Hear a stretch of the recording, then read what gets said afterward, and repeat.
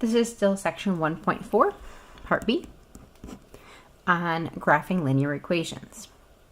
In this definition, we see that an ordered pair is a solution of an equation if the equation becomes true when A is substituted for X and B is substituted for Y.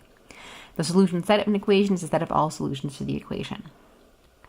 So I'm going to graph the following equations. Hint, choose at least 3 solutions for each equation. Okay, I'm going to organize the solutions that I choose into this little t-table where I'm going to choose X and Y values that make this line true.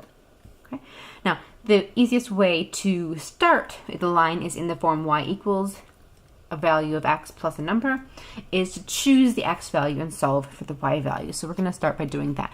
We're going to choose the X value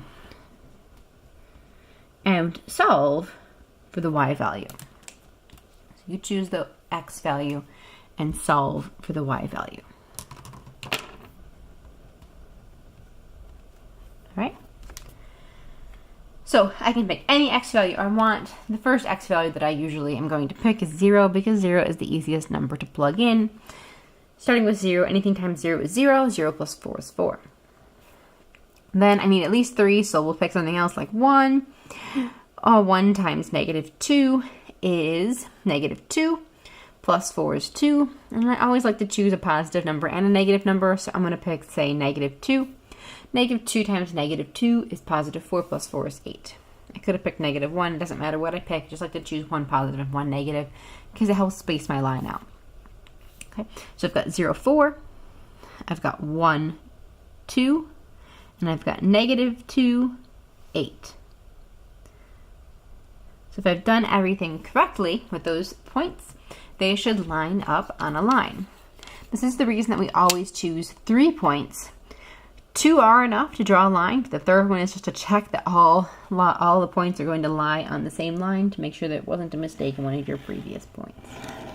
Again, when you're drawing a line, make sure that it is long and goes through the entire graph from top to bottom, covers the whole grid.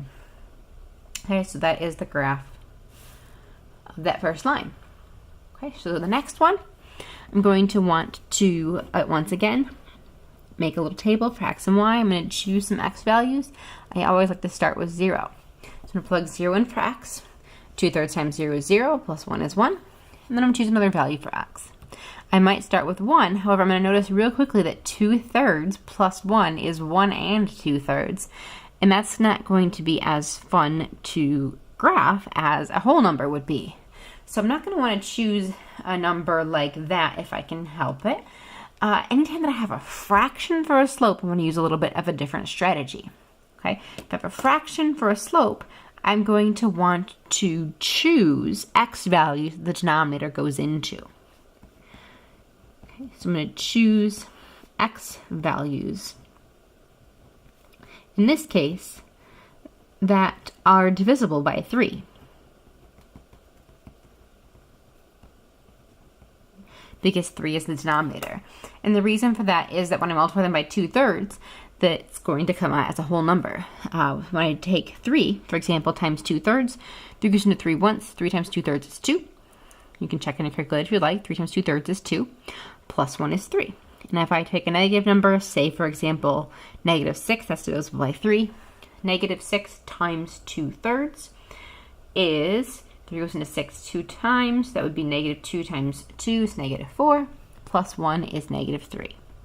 And again, just to verify, if you're not keen on doing the fractions in your head, you can take 2/3 times -6 plus 1, and you'll get -3, which is what I said I got up there. All right, so again, I wanted values that the denominator went into. We're not going to graph this one at 1 2/3 because it wouldn't be very precise. So we're going to start our graph at 0, 1. We're going to go to 3, 3. Then we're going to go to -6, -3. Okay, then we're going to connect to draw this line. They all line up. That looks good. And now I'm going to check just to see if my 1 2/3 looks about right. So that's where 1 2/3 is. It does look like it is about 1 2/3. But I would not have been able to get that as precise as I was able to get it with the other points. Follow-up question underneath each of these, what is the y-intercept of the graph? We remember that the y-intercept is the place where the graph crosses the y-axis. So I have that up here as the ordered pair 0, 4. The y-intercept of the second graph I have right here as the ordered pair 0, 1. Now, that's important for two reasons. One is that this is the pair that always has 0 for x. Like I said, 0 is the easiest number to plug in for x, so you should always have the y-intercept as part of your graph. The other thing that is interesting about this is that since 0 is the x value, the y value, since x went away, anything times 0 is 0, the y value will be the number that is added on. 0 plus 4 is 4, 0 plus 1 is 1. So the y value of the y-intercept is always going to be b, because when you plug in 0 for x, you will get b. Okay? The y-intercept is always 0, b. All right. So without graphing, I can state the y-intercept of these two equations. The y-intercept always has x's at 0, so it's going to be 0 minus 5. It's going to be 0, -5. And in the next one, if you plug in 0 for x, you get 0. There's nothing to add on, so it stays at 0. That one is 0, 0. Okay. Let's flip our page and look at the back. All right, so now I'm going to graph using the slope and the y-intercept. Okay. So if I have the y-intercept already given, I can plot that point. So 0, -3, right there. Now I'm going to use the slope, since I know that slope can be counted as rise over run, to graph the next point. From this point, the slope is 2/5. I know, like I said, this is rise over run, so I can count the 2 as rise, the 5 as run, and I can count up to and over 5 to get to the next point. Okay. Now, note that going up to and over 5 is the same thing as going down to and back 5. A double negative is the same thing as a positive. So I also could have counted down to 2 and backwards 5 to get my 3 points. Remember, I want 3 points before I use my ruler so I can guarantee that this line is straight. Okay. Let's try to line that up. There we go. That's the equation of the line. All right. This is an alternate way of graphing. If you know the slope of a line and you know the y-intercept, you can quickly generate a whole lot of points and connect them to draw a line. Let's look at the next one. The y-intercept is at 0, 4. The slope is -2. So I want to think about that as a fraction, of course, because I need to count rise and run. This would be -2 over 1. So a rise of -2 is going to be a fall of 2 and a run of 1. Rise of -2, run of 1. I can just draw a whole bunch of points right here in this direction. Rise of -2, run of 1. What about the other direction? Similar to what we did over here, a single negative is only the same as a single negative, but you can move where it is. This is the same as 2 divided by -1. Okay, 1 negative is 1 negative, but this would put me up to back 1. It's a run of -1, which is a run backwards 1. Okay. Same line, just a different direction from the starting point. Okay, so that looks lined up. Let's connect these to draw our line. And the more points you have, the faster it is to get them connected. Okay, and example 12, this last line we want to draw, this is for the equation. So I want to make a table of points and I want to use it to graph. Okay, because I have an equation, I don't know the slope. I actually can find the intercept just by plugging in 0. Let's just make a quick table right here, and we're going to talk about its slope. So 0, if you plug 0 in for x, you get -2 for y. I know that I have a denominator there of 2, so I'm only going to want to choose x values that 2 goes into. So I'm going to choose, say, 2 and 4. Okay, just for fun, I'll make one of them negative. So I'll try 2 and -4. Okay, positive 2, half of 2 is 1, minus 2 is -1. Half of -4 is -2, minus 2 is negative 4. Okay, so let's draw these 3 points. So 0, negative 2, then 2, negative 1, and negative 4, negative 4. All right, so those look like they fall in a straight line. Oops. Let's connect.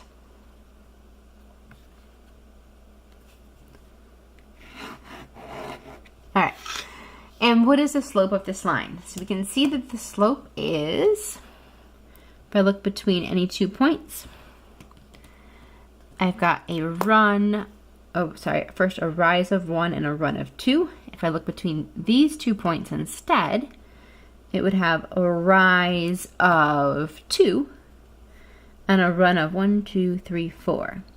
So it's either 2 over 4, which reduces to 1 over 2. So either way I look at it, it's a slope of 1/2.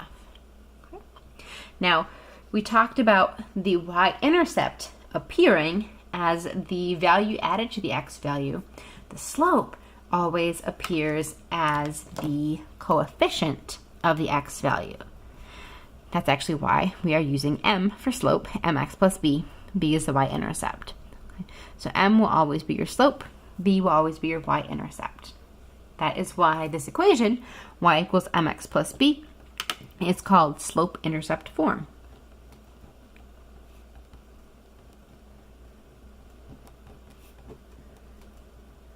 All right, let's look at the next page. All right, so on the next page, we're going to look at an example that's going to ask us to first state the slope and the y-intercept for an equation. So I can see the slope m and the y-coordinate of the y-intercept is my b value. So m, or the slope, you can use either of those phrases, is just negative 3. But for the y-intercept, I want to write the full ordered pair, not just the b value, so I'm going to write it as 0, 8. Alright. Sorry, that top was cut off at first. Example 14. I want to sketch the equation using the slope and the intercept. So first I'm going to write them down. The slope for this equation, 3x, so the slope is 3, and the y-intercept is going to be the ordered pair 0, negative 4. B is negative 4. Okay. When I graph the y-intercept first, so I go down on the y-axis to negative 4, and then I use the slope as a fraction.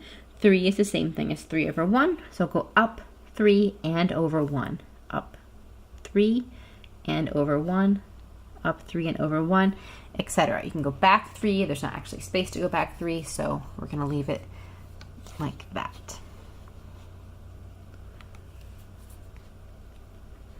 Okay, so here's this first graph.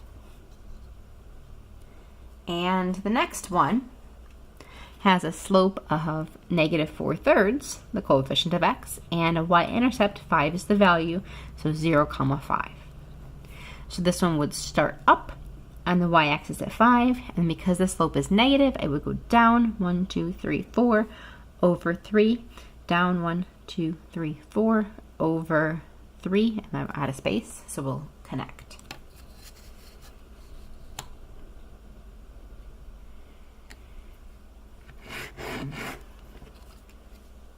All right. So it's actually really fast to generate points using the slope and the intercept. It's faster than trying to create a table and generating 3 points. You can generate lots of points just by knowing what the slope and the y-intercept of a line are. In example 15, I want to determine the signs, positive or negative, of the constants m and b for each of these. So I know m is slope, and because this line is increasing, m has to be positive. It's positive because this is increasing. Just writing the reason there for fun. And then b is the y-intercept. I can see it is down here at a negative value. It's below the origin, so it's at a negative value. Okay, and just push that up a little higher. Okay, so positive for the slope, negative for the y-intercept. This next one, the line is decreasing, so it's going to have a negative slope, and the y-intercept is above 0, so it's going to be a positive value. So you can tell the signs of the slope and the signs of the y-intercept just from the picture. All right, let's look at the next page on the back. Example 16, find 3 solutions for each of the given equations, then sketch. Okay, so if x is equal to 1, I can make a quick little chart here for x and y. X is equal to 1. They don't tell me what y is, so y can be anything, like 2.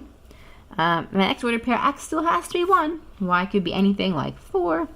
And x still has to be 1. Y could be anything like -1. If I'm going to draw these, they would look like 1, 2, 1, 4, and 1, -1.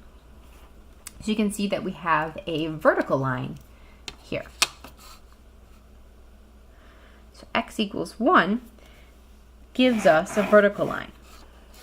All right? We're going to see in a second, similarly, y equals 3 tells you nothing about x, as you can choose anything for x, and y is always going to be 3. So you could choose 2 for x, you could choose 1 for x, you could choose -7 for x. Y is always going to be 3. So if I graph each of these, x equals 2, y equals 3, x equals 1, y equals 3, and x equals -7, y equals 3. Y equals 3 is the equation of a horizontal line.